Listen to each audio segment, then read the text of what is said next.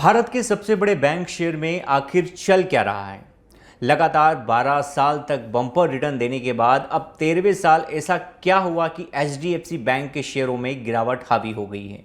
इस गिरावट ने लाखों निवेशकों को हैरान किया है, क्योंकि इस बैंक शेयर को लेकर ज़्यादातर ब्रोकरेज व एक्सपर्ट की राय पॉजिटिव है, लेकिन शेयर उस दिशा में बढ़ता दिख नहीं रहा है। आखिर इसकी वजह क्या है? शेयर में कब तक कमजोरी बनी रहेगी और कब यह स्टॉक रफ्तार पकड़ेगा? यह बताने के लिए हमारे साथ जुड़ गए हैं जियोजित फाइनेंशियल सर्विसेज के vice president mister Gaurang Shah. Gaurang sir, स्वागत है आपका जागरण बिजनेस पर। बहुत बहुत धन्यवाद गुप्ता जी, आपका मंच पर आमंत्रित करने के लिए। जी गौरांग सर, सवाल है एचडीएफसी बैंक के शेयरों को लेकर। 2014 से लेकर 25 तक इस शेयर ने ज़बरदस्त रिटर्न दिया।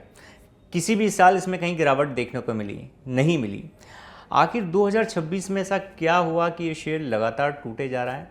करीब जनवरी से लेके अब तक इस साल 26% की गिरावट इस शेयर में देखने को मिल गई है। और ये चूँकि भारत का सबसे बड़ा बैंक शेयर है मार्केट कैपिटलाइजेशन के लिहाज से, तो इस बैंक शेयर को लेकर लाखों निवेशक परेशान हैं। इसमें क्या पेन आप देख रहे हैं? आखिर क्या है गिरावट की वजह? देखिए, सबसे पहले तो ये मंच पर आमंत्रित करने के लिए आपका बहुत बहुत धन्यवाद। आपके चैनल के दर्शकों को और आपको सभी को सादर प्रणाम और शुभ दिन हमारे तरफ से, शुभ संध्या हमारे तरफ से। सेबी के नियमों के अनुसार एक डिस्क्लोजर देना अनिवार्य होगा कि जो भी निवेश लायक रणनीति एचडीएफसी बैंक पर इस कार्यक्रम में हम सुझाव देंगे, ये बुनियादी दर के आधार पर लंबी अवधि के लिए हमारी फंडामेंटल रिसर्च टीम की तरफ से, इसमें हमारी कंपनी जियोजित अथवा मेरा किसी भी प्रकार का व्यक्तिगत निवेश नहीं है, ना ही किसी प्रकार का वित्तीय लाभ मिलता है, ना ही किसी प्रकार का हितों का टकराव। लेकिन इस स्तर पर राय हम हमारे क्लाइंट्स को देते हैं, संभव है कि उनका निवेश हो। तो पिछले 2014-15 से 2025 तक ही नहीं, अगर आप इतिहास देख लें तो एक दिग्गज बैंक होने के अलावा एक सक्षम और मजबूत मैनेजमेंट रही है एचडीएफसी बैंक में, और निरंतर नतीजों के आधार पर अपने शेयर के दामों में इजाफे होते हुए देखे हैं। और जब ऐसा इजाफा होता है तो स्वाभाविक है, जो निवेशक होते हैं उनको भी लाभ मिलता है, बशर्ते कि उन्होंने निवेश लंबी अवधि के लिए किया हो।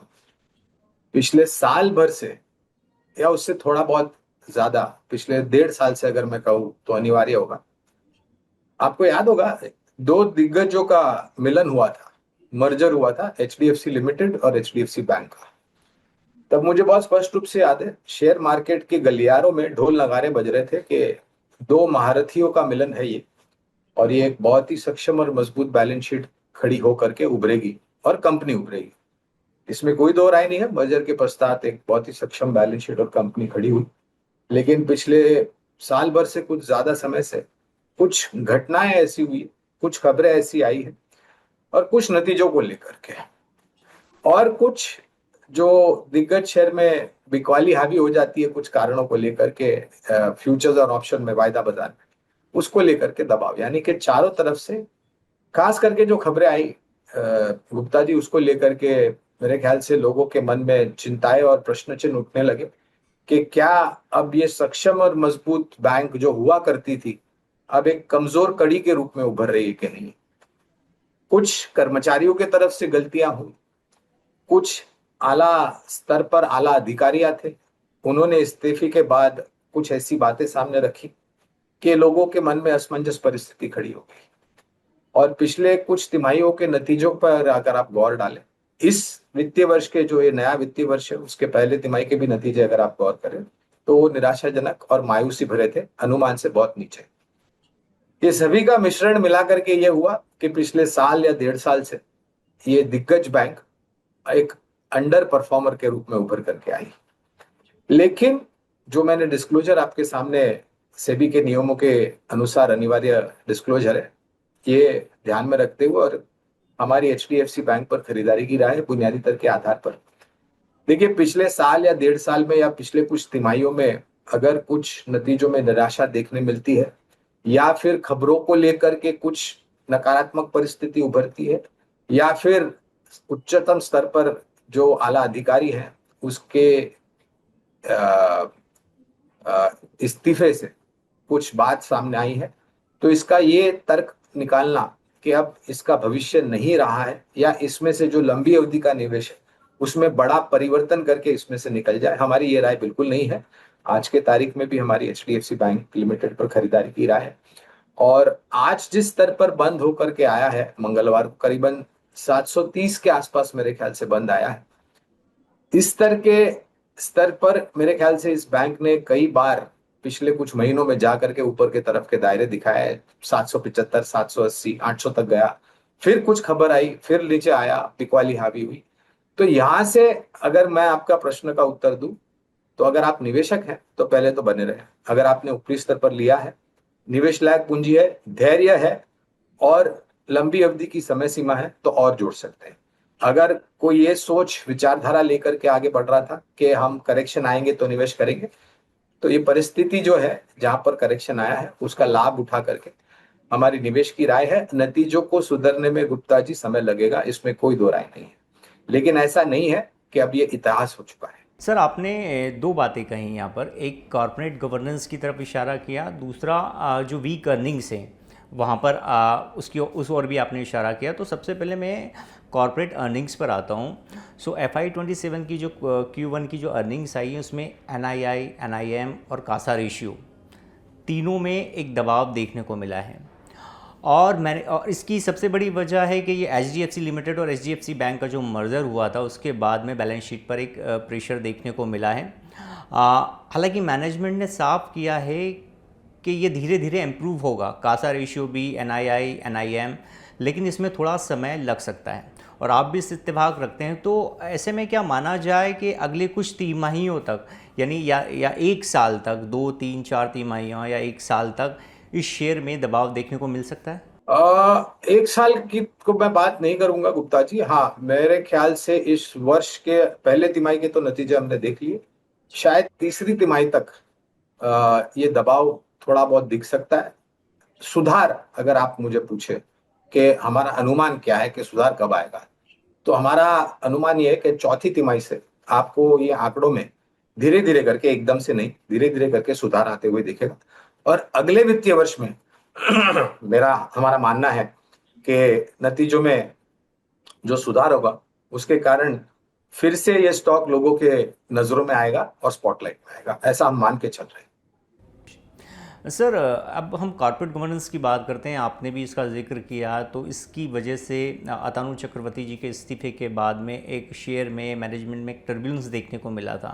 हालांकि बाद में जांच हुई और उसमें ये पाया गया कि ऐसा कोई इशू या ऐसी कोई परिस्थितियां बैंक के अंदर नहीं है। फिर भी क्या आपको लगता है कि बड़े निवेशकों ने कॉर्पोरेट गवर्नेंस के कंसर्न के चलते शेयर से दूरी बनाई है? अगर आप देखिए, अगर आप बड़े संस्थागत निवेशकों की बात करते हैं, अगर आप विदेशी संस्थागत निवेशकों की बात करते हैं, तो जो मात्रा में इन्होंने साल 2024 अक्टूबर से बिकवाली शुरू करी है, निरंतर बिकवाली हो रही थी। मेरे ख्याल से पिछले कुछ हफ्तों से थोड़ी बहुत खरीदारी हुई है और एक दिग्गज होने के कारण स्वाभाविक है कि बड़े विदेशी निवेशकों का निवेश यहाँ पर था, उन्होंने बिकवाली की। कुछ वायदा बाजार में कुछ लोगों ने शॉर्ट पोजीशंस खड़ी होगी, ये मैं अनुमान लगा करके चल रहा हूँ, जिसके कारण दबाव और बढ़ा। और कुछ निवेशक जो छोटी मध्यम अवधि में एक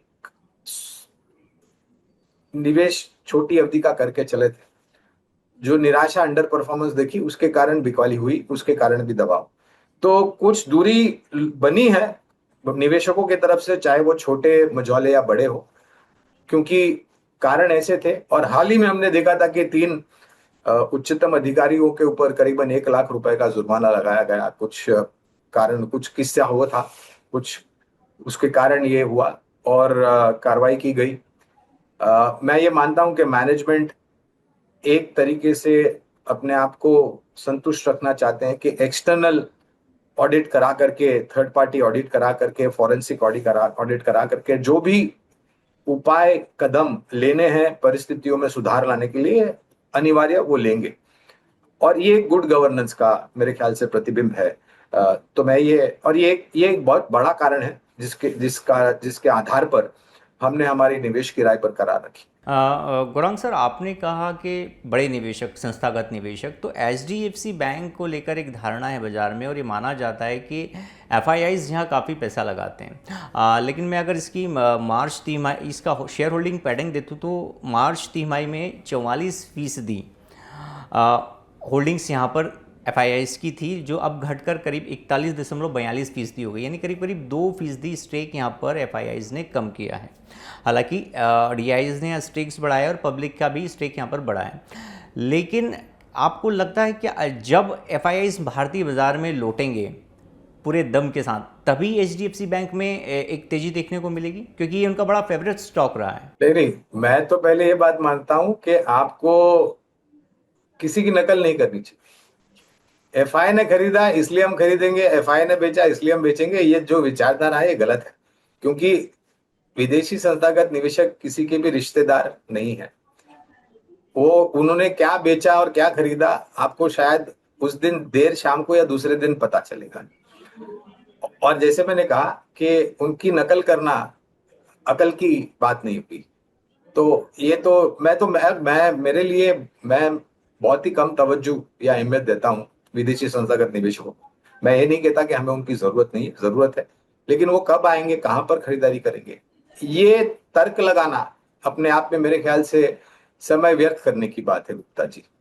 अगर कंपनी ने परिवर्तन आया, अगर नतीजे में सुधार हुआ, तो स्वाभाविक है यहाँ के स्थानीय जो छोटे निवेशक, बड़े निवेशक, जो आम नागरिक हैं, वो भी आकर्षित हो गए। स्थानीय संस्थागत निवेशकों ने तो अपना निवेश मेरे ख्याल से बरकरार रखाया, थोड़ा बहुत बढ़ाया भी है एचडीएफसी में, अगर मेरी जानकारी सही है तो विदेशी संस्थागत निवेशक ये नहीं देखेंगे कि भाई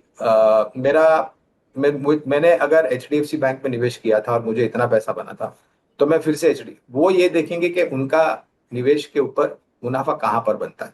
फिर वो चाहे एचडीएफसी बैंक में बने या फिर स्टेट बैंक ऑफ इंडिया में बने, फिर वो चाहे वित्तीय क्षेत्र में बने या रक्षा क्षेत्र में बने, वो सिर्फ ये देखते हैं कि मौका कहां उनको मिलता है।